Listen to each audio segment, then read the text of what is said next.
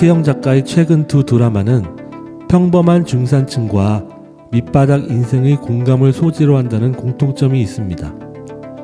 그 밑바닥 인생의 인물이 나의 아저씨에서는 지안이라는 여성이었다면 나의 해방일지에서는 구자경이라는 남성으로 나옵니다.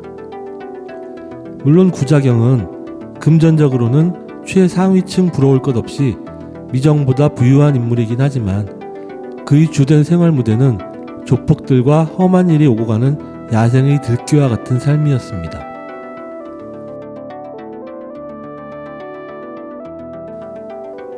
이 드라마에는 빛과 어둠의 대비도 나오지만 유독 여름과 겨울의 대비가 강하게 나타납니다. 구씨가 어둠의 세계로 다시 돌아간 시간은 주로 겨울을 배경으로 나오고 구씨가 미정의 집에서 보내던 시간은 주로 여름이 배경으로 나옵니다. 구씨가 속했던 밤의 세계와 미정이 속한 낮의 세계는 계절로 치면 겨울과 여름처럼 극렬한 대비를 이루는 서로 다른 세상이고 미정과 구씨의 만남은 그러한 두 세계의 만남을 통해 어느 곳이건 모두 사람이 사는 험난한 세상이란 것을 말하고 있습니다. 어쩔 땐 아무렇지 않게 잘 사는 사람들보다 망가진 사람들이 훨씬 더 정직한 사람들 아닐까 그래요.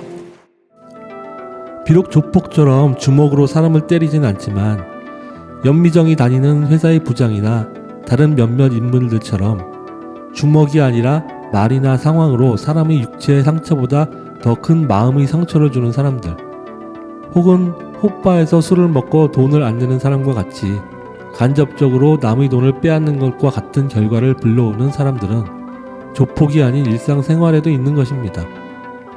그래서 드라마 중간에 미정이 회사 동료에게 여름과 겨울의 날씨를 비교하면서 여름엔 겨울 날씨를 그리워하면서 견디고 겨울엔 여름 날씨를 그리워하면서 견딘다고 하는 대목이 나오죠. 얼른 겨울 왔으면 좋겠다.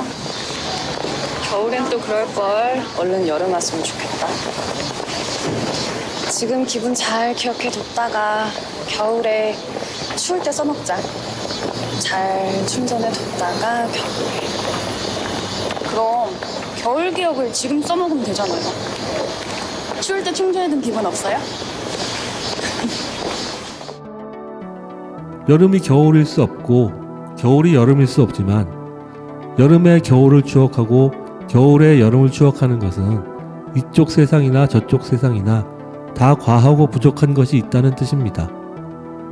뜨거운 여성인 미정과 차가운 남성인 구씨가 서로 하나가 될 수 있는 시간의 상징은 봄으로 나타납니다. 그래서 미정은 봄이 되면 당신도 다른 사람이 되어 있을 거예요 라고 한 것이고 이 드라마는 겨울이 거의 지나가고 봄으로 접어드는 무렵에서 끝이 납니다. 이러한 비슷한 개념은 미정과 구씨가 절의 계단에 앉아서 나누는 대화에서도 나옵니다. 어린 시절에 당신 옆에 가앉아서 가만히 같이 있어주고 싶다. 있어주네 지금.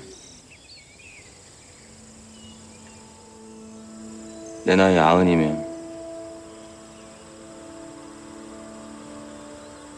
지금이 어린 시절이야.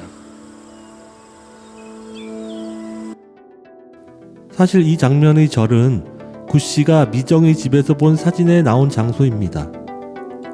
그 사진 속에서 어린 시절의 미정이 저 자리에 혼자 앉아 있었는데 세월이 몇십 년 흐른 지금 구씨가 그 옆에 앉아 있어주니까 저런 대사가 나온 것이죠.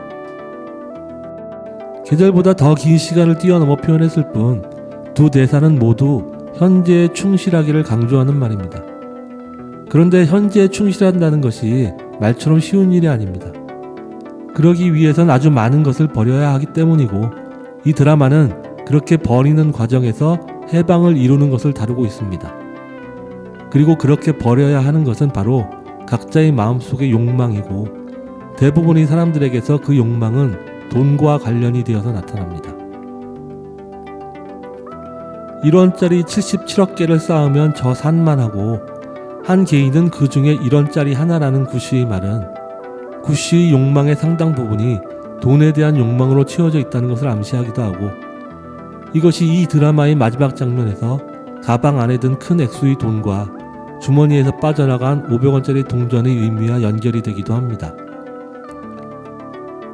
큰 돈을 모으기 위해서는 아주 긴 시간이 필요하고, 욕망에서 벗어나지 못하면 그 큰 돈을 모으는 긴 시간 동안 돈에 대한 욕망 때문에 보다 소중한 것을 뒤로 미루고 소홀히 할 수도 있습니다.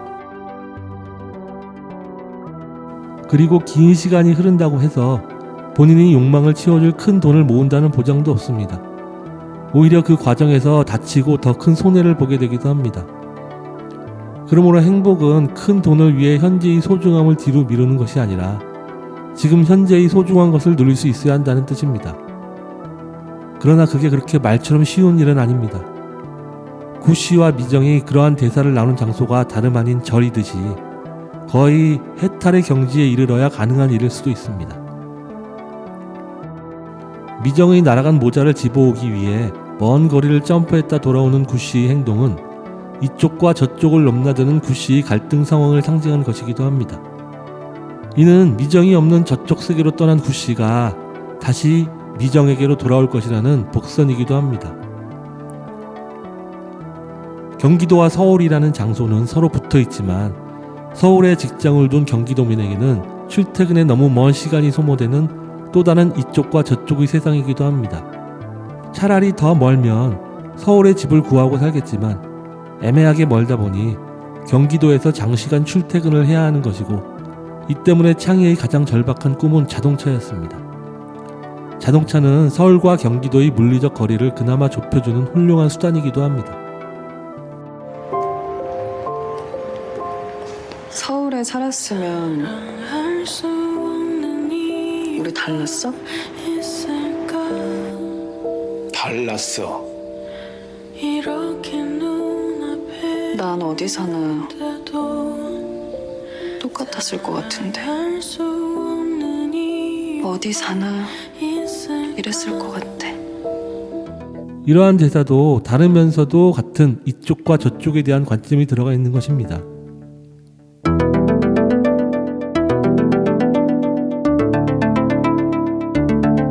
구씨가 비록 호빠 선수였고 조폭 같은 세계에 몸담고 있으면서 돈 앞에서는 말과 행동이 짐승처럼 매우 거칠지만 그 외의 일상생활에서 사용하는 언어를 보면 본래 교육 수준이 좀 되는 사람이란 것을 짐작할 수 있습니다.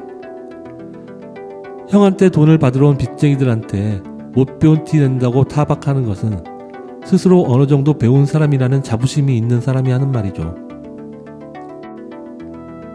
그런데 구씨는 같이 살던 전 여성과의 사이가 매우 안 좋았던 것으로 나타납니다.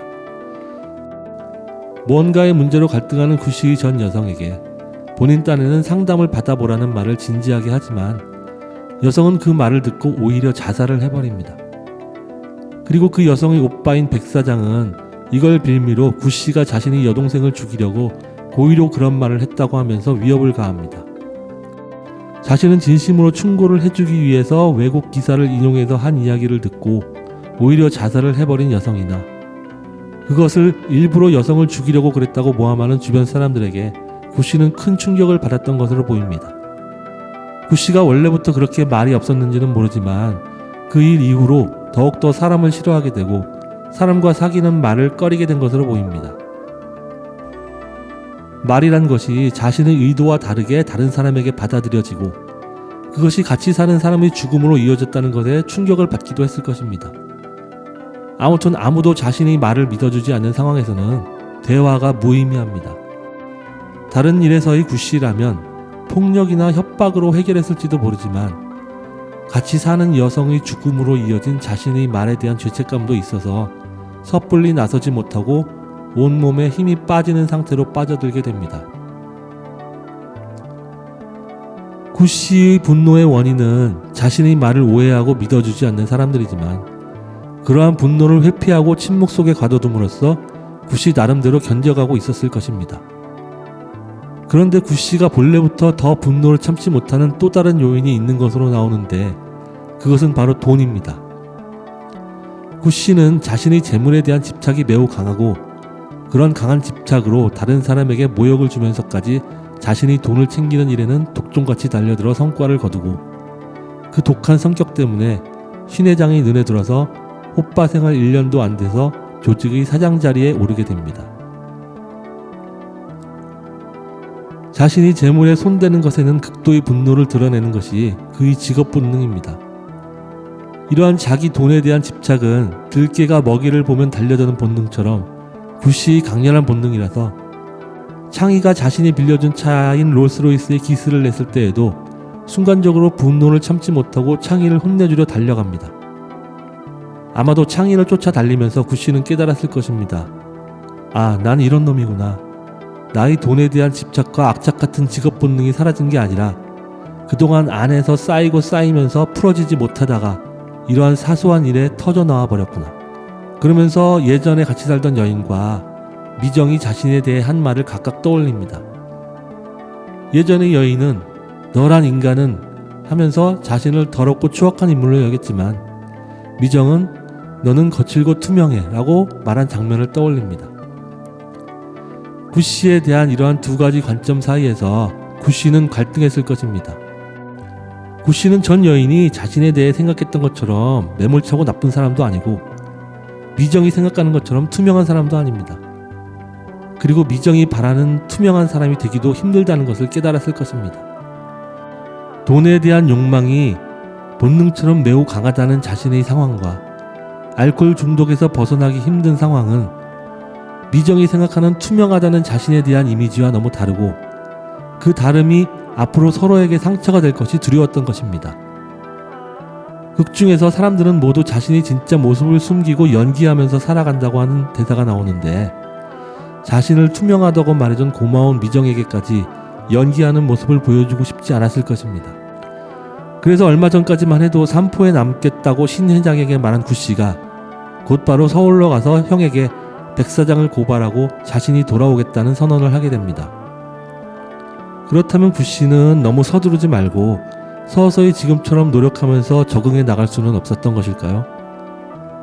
그럴 수가 없었던 이유에 대한 단서는 10화에서 구씨가 들깨를 맨몸으로 쫓아낸 미정에게 한 대사에서 나옵니다. 넌 상황을 자꾸 크게 만들어.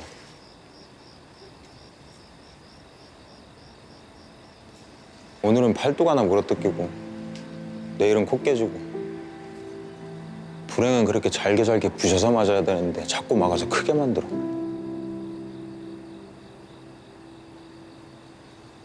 난 네가 막을 때마다 무서워. 더 커졌다. 얼마나 큰 게 올까?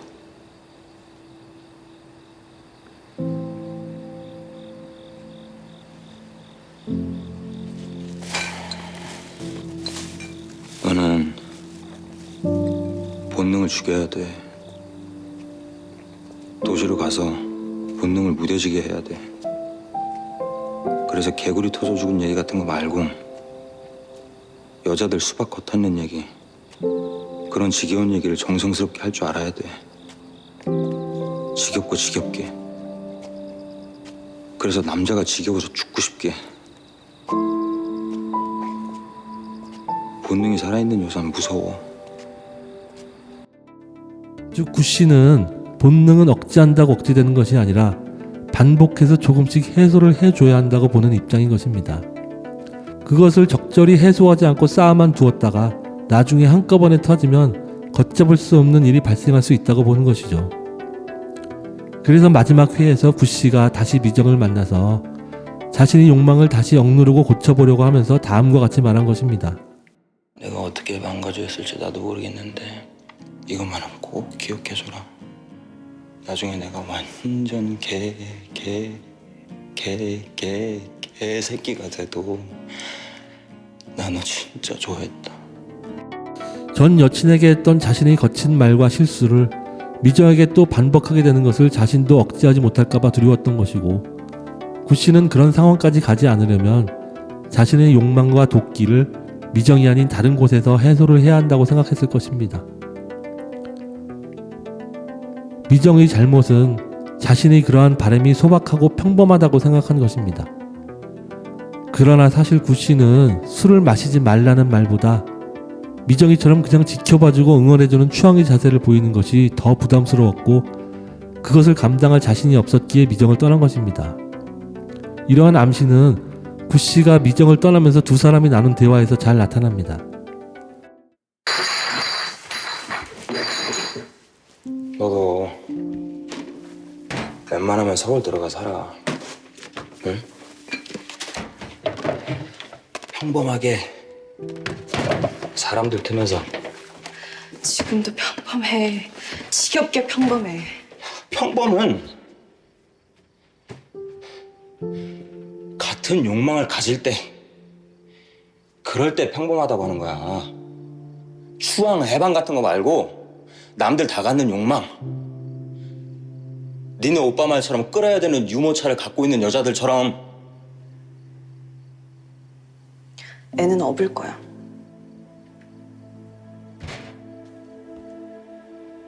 당신을 업고 싶어. 1살짜리 당신을 업고 싶어. 구씨가 미정에게 서울로 들어가서 살라고 한 것은 자신이 따라잡기 어려운 수준의 해탈과도 같은 경지인 추앙 같은 것을 바라지 말고 나도 너 진짜 사랑하니까 같이 서울 가서 남들처럼 살자는 제안일 수도 있습니다. 그런데 미정은 자신의 삶과 바람이 평범하다고 합니다. 그렇지만 구씨에게는 그것이 평범한 것이 아니라 너무나 높고 성스러운 경지였던 것입니다. 조폭이라는 직업을 빼고 순수하게 인간적인 면에서 볼 때는 사실 구씨가 미정보다 더 평범에 가깝다고 볼 수 있습니다. 사랑하는 사람이 알코올 중독이 되도록 술에 쪄들어 살면 술 좀 그만 마시고 치료하자고 제안하고, 사랑하는 사람이 매일 싸우고 맞고 다니면 그쪽 일에서 손 떼라고 사정하는 것이 사실 평범한 사람들의 일반적인 욕망입니다. 그러나 미정은 술을 그만 마시라는 말도 안 하고 구씨가 무슨 일을 하건 상관도 없다고 하고 심지어 자기를 떠나겠다는데도 말리지도 않습니다. 구씨 자신도 자신의 전 여성에게 상담 치료를 받아보라고 권했던 적이 있는데 술에 쩔어 사는 자신에게 술 그만 마시라는 말도 안 하는 여성은 평범한 여성이 아니고 자신이 할 수 있는 일도 아닙니다. 그런데 구씨는 사실 알고 있습니다. 자신이 전에 사귀던 여성에게 치료받아보라고 진심으로 권유한 말이 오히려 그 여성을 자살로 몰았다는 것을. 결국 무엇이 진짜 바람직한 것인지는 알 수 없지만 확실한 것은 미정의 경지를 구씨는 따라갈 수 없었기에 구씨는 두려웠던 것입니다. 그리고 그러한 경지는 단지 미정뿐만 아니라 같은 가족인 창희도 마찬가지입니다. 이 드라마에서 최종적으로 현실적인 차원에서 가장 높은 경지에 먼저 가까워진 인물은 바로 미정의 아버지인 염재호와 그의 아들인 창희입니다. 그러한 암시는 구씨가 창희를 쫓아서 달리는 장면에서 나타납니다. 원래 이 상황은 구씨가 갑이고 창희가 을인 상태에서 창희가 달아나는 상황이었지만 어느 사이엔가 두 사람이 쫓고 쫓김은 마라톤과 같은 상황으로 변해버립니다. 혼낼 사람과 혼날 사람의 쫓고 쫓김과 마라톤은 겉보기엔 비슷하지만 실제로는 갑, 을이 바뀐 상황입니다. 도망가는 것은 앞에 가는 사람이 을이지만 마라톤에서는 앞에 가는 사람이 갑입니다.